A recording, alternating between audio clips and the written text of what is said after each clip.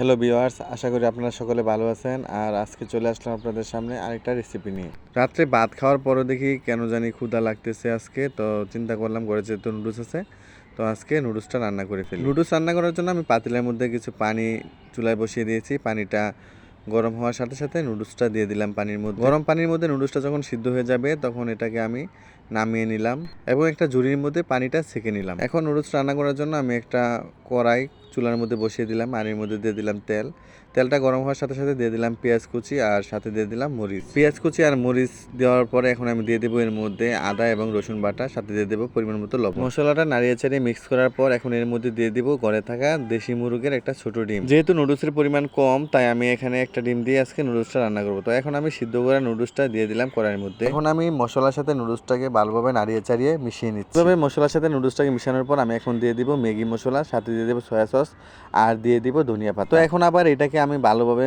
মিশিয়ে নিচ্ছি। যেহেতু ঘরের মধ্যে আজকে সাদা মাঠাভাবে নুডলসটা রান্না করব, তো ভাবলাম এখানে দিয়ে দেই টমেটো।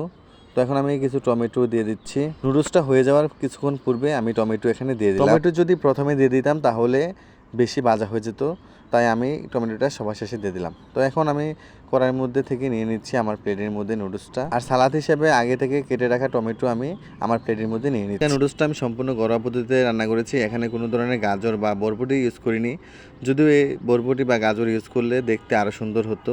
তো আজ এই পর্যন্তই। যদি আমার ভিডিওটা আপনাদের কাছে ভালো লাগে তো অবশ্যই শেয়ার এবং কমেন্ট করবেন। আল্লাহ হাফেজ।